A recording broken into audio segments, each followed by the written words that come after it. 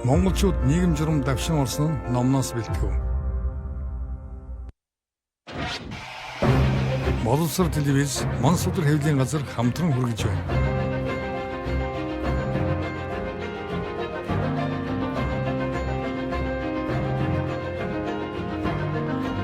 Хоёрдугаар зуун бол Монголын түүхэнд олон томоохон үйл явдал өрнөсөн зуун. Энэхүү нэвтрүүлэг нь 1924-өөс 1959 он хүртэлх монголчууд социализмын хэмээн нэрлэгдэж суурин иргэншил амьдралд хүч төрөн орж ирсэн нүүдэлчин ард түмэн хувьсан өөрчлөгдөх эхлэл тавигдсан чухал үеийн нийгмийн байдлыг өгүүлэх болно.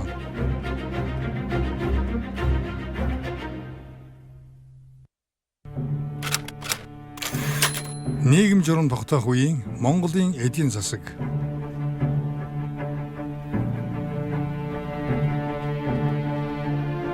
1941 онд Зөвлөлт Германы хоорондоо дайн гархан тодорхой болсон тэр үеэс эхлэн баян малчдыг дэмжих хандлагатай болжээ. Энэ нь хэд хэдэн шалтгаантай байлаа. Тухайлбал 1939 онд Сталин Монголын удирдагчдтай Москвад уулзахдаа олон зүйлийн талаар заавар зөвлөгөө өгсөн байна. Үүний дотор мал сүргийн тоо толгойг ойрын ирээдүйд 200 саяд хүргэх боломжтой гэсэн зөвлөгөө багтаж байлаа.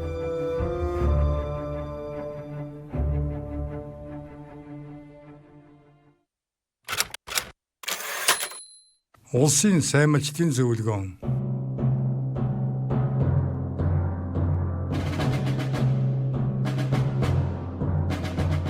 Сталин зөвлөлт холбоот улсын зарим үйлдвэрийн хэрэгцээт ноос түүхий эдийг Монголоос хангах боломжтой хэмээн үзэж байв. Ингээд 1941 оноос эхлэн малтай бүх өрх ноосоо улсын алба болгон нийлүүлж эхэлжээ. Ийхүү мал сүргийн тоо толгойг түргэн өсгөх шаардлага тулгарв. Юуны өмнө Монголын удирдагчид өөрсдийн хүчээр бэлжиж хөлдсөн малчдынхаа урам зориг сэргээхээр шийдлээ. Энэ үед малыг 200 сая хүртэл өсгөнө гэдэг бүтэхгүй явдал хэмээн үзэх хүмүүс байлаа. Эдгээр хүмүүсийг эсэргүү хэмээн яллаж, шорон гянданд харах явдалч гарч байжээ. 1941 оны 4-р сарын 18-нд бүгд найрамдах Монгол ард улсын ардын сайд нарын зөвлөл, намын төв хорооны хамтарсан хурлаар 1941 оны намар улсын сайн малчдын зөвлөгөөнийг Улаанбаатарт хуралдуулахаар шийдвэрлэжээ. Уг зөвлөгөөнийг 1941 оны 11-р сарын сүүлчээр Улаанбаатар хотод зохион байгуулж чойволсон илтгэл тавьсан юм. Уг илтгэлд мал аж ахуйгаа хөгжүүлэхийн тулд ард түмний хувийн санаачлагыг нам засгаас бүхий л аргаар дэмжих хэрэгтэй гэжээ. Энэхүү зөвлөгөөнд чойволсонгийн тавьсан илтгэлтэй холбогдуулан 122 хүн үг хэлж 301 хүн өөрсдийн саналаа бичгээр гаргажээ. Тус зөвлөгөөнд оролцсон хүмүүсийн ажил хөдөлмөрийг үнэлж байгаагийн илэрхийлэл болгон 459 хүнийг одон медалаар шагнажээ. Мөн бүх малчин төлөөлөгчдөд хамгийн сайн малчин тэмдэг олгосон байна. 1945 оны 11-р сард сайд нарын зөвлөлийн тогтоолоор 1000-аас дээш малтай 97 айлд, 1947 оны 7-р сард 57 өрхөд улсын алдарт сайн малчин шагналыг олгожээ. Ийхүү малаа өсгөхийн тулд олон малтай айл өрхийг шагнан урамшуулсан ч улсын хэмжээгээр нийт сүргийн тоо толгой өссөнгүй. Харин ч цөөрч байлаа. 1941 онд 27.5 сая байсан мал сүргийн тоо 1942-оос 45 онд 20 сая болтлоо хорогджээ. Энэ нь хоёр гол шалтгаантай байв. Нэгдүгээрт зөвлөлт холбоот улсаас импортлдог хүнсийн бүтээгдэхүүн 1941 оноос эхлэн эрс багассан учраас малыг хүнсэнд хэрэглэх нь нэмэгдсэн. Хоёрдугаарт 1944 оны их зууд Монгол улсын бүх нутгийг хамарсан явдал байлаа.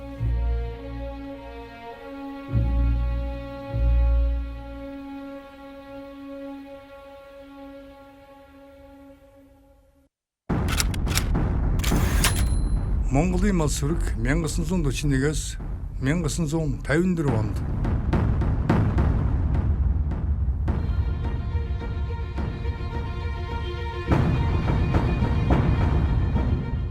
эдгээр жилүүдэд мал сүргийн тоо толгой эрчимтэй хорогдож байсан тул 1950 онд татварын шинэ хуулийг батлан гаргав. Уг хуулиар ардын аж ахуйдны малтай бүх өрхийг 6 бүлэг болгож 5 хошуу мал бүрт 25 мөнгөнөөс 9 төгрөг хүртэл хэмжээний татвар ногдуулж байв. Энэ хуулийн заалтаас үзэхэд ядуу баян аж ахуйтнаас хураах татварын хэмжээ нэлээд зааг ялгаатай болжээ. Энэхүү татварын хуулийг хэрэгжүүлснээр 1950-аас 1953 онд нийт мал сүрэг 1.8% өссөн боловч ардын аж ахуйтны мал 1.4%-аар хорогджээ. Ингэж 1950 оноос хойш мөрдсөн мал аж ахуйн албан татвар зохих үр дүн өгсөнгүй. Үүний улмаас нэлээд өөрчилсөн шинэ хуулийг 1954 оноос мөрдөх болжээ.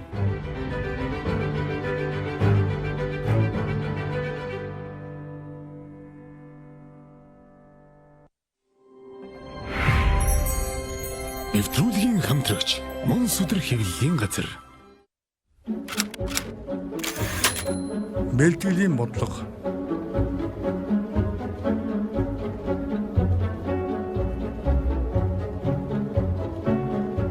Улсад бэлтгэх хонь ямаа заавал 2 шүттэй буюу түүнээс дээш үхэр 2-4 шүттэй байхыг шаардаж байв. Аж ахуйны малын тоо ам бүлийн олон цөнийг үл харгалзан бүх аж ахуйнд ижил хэмжээний ногдол өгч байсан юм. Энэ нь аж ахуйны нийгмийн ялгарлыг хүчтэй болгоход нөлөөлөв. Зарим хэсэг нь нэлээд баяж хандлагатай болж байхад ядуу дунд аж ахуйны малд улам цөөхөд хүрч байлаа. Амжиргаа дорой аж ахуйныг дэмжих баян өрхийг хязгаарлахад улсын бэлтгэлийн бодлогыг чиглүүлэх зорилгоор 1954 оноос эхлэн ардын аж ахуйнаас улсад албан журмаар нийлүүлдэг ноос сүүний ногдлын хэмжээг өөрчилж аж ахуйны малын тоо толгой хэмжээг баримтлан тогтоов. Мөн 10-аас итэхгүй малтай бүх аж ахуйныг сүү махны ногдлоос чөлөөлөв.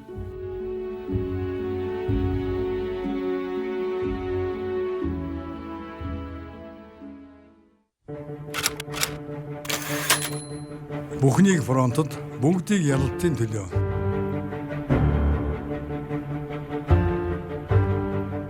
Дайны жилүүдэд зөвлөлтөд туслах хөдөлгөөн бүхнийг фронтод бүгдийг ялалтын төлөө хэмээх уриан дор орон даяар дэлгэрсэн юм.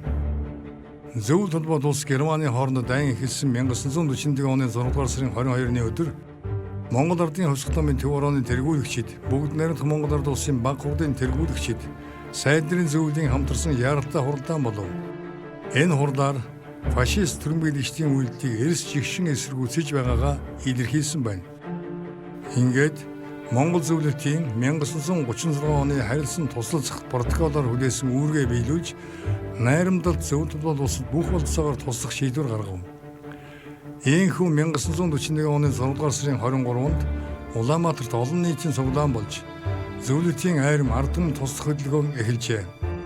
Мөн оны 9-р сард зөвлөлтийн улаан айрам туслах ажлыг эрхлэх бэлгэлдийн төв комисс байгуулж түүний салбарыг бүх аймаг, хот, сум, үйлдвэр, албан газруудад ажилуулах болов. 1941 оны 11-р сарын намын төв орооны бүгд хурал зөвлөлтөд туслах явдлыг хамгийн тэргүүн зэргийн зорилт гэв.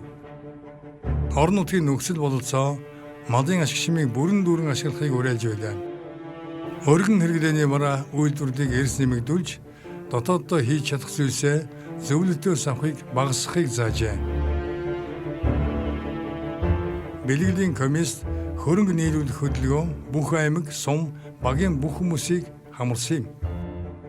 Монголын ард түмэн дайны үеэр зөвлөлтийн ард түмэнд 32 мянган агт морд бэлэгдэж нийт 400 сая гаруй төгрөгийн үн өгөхий мал, эд материал, 300 орчим килограмм алтыг өгч тусалжээ. Нам төрийн удирдах ажилтнууд, ажилчин, малчин сэхээдлийн төлөөлөгчид нийт 6 удаа бэлэг хүргэн гардуулсан байна.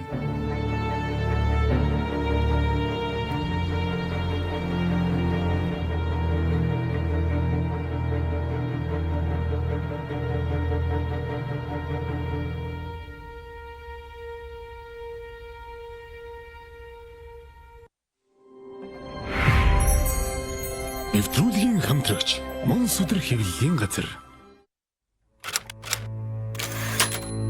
Зарцнаар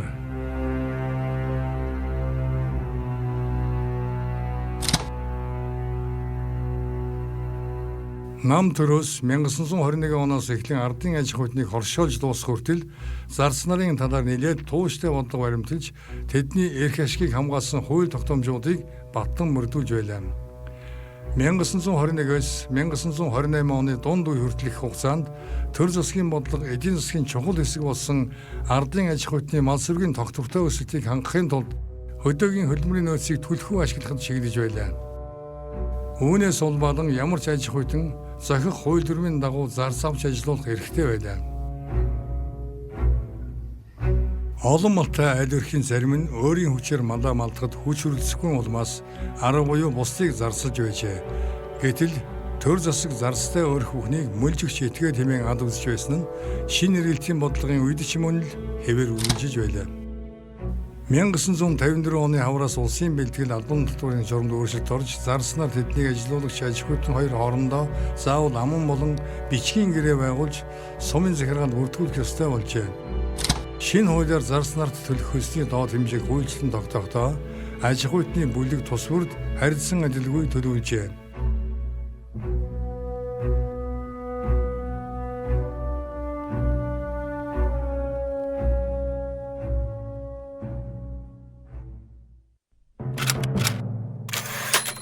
Таван жилийн төлөвлөгөө.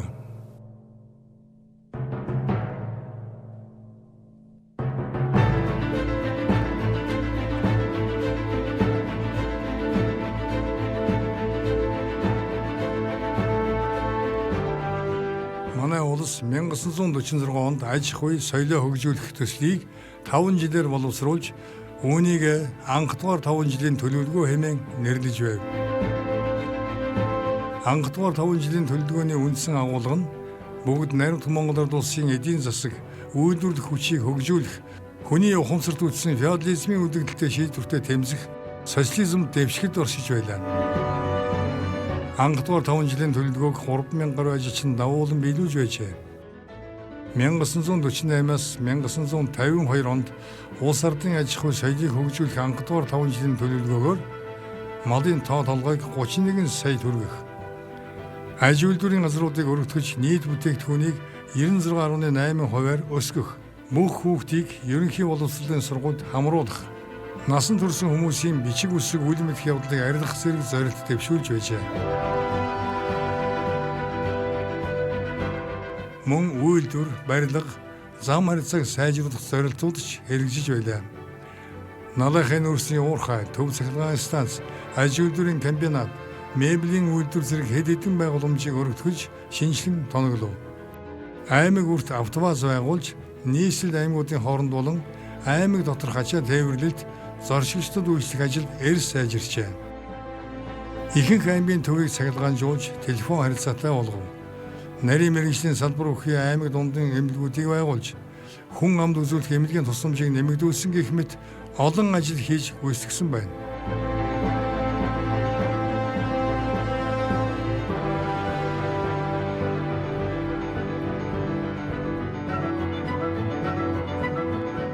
Дараагийн дугаараар хувийн аж ахуйныг хоршоолсон нь улс оршуулгын үйлдвэрүүд сэдвээр эргэн уулзах болно.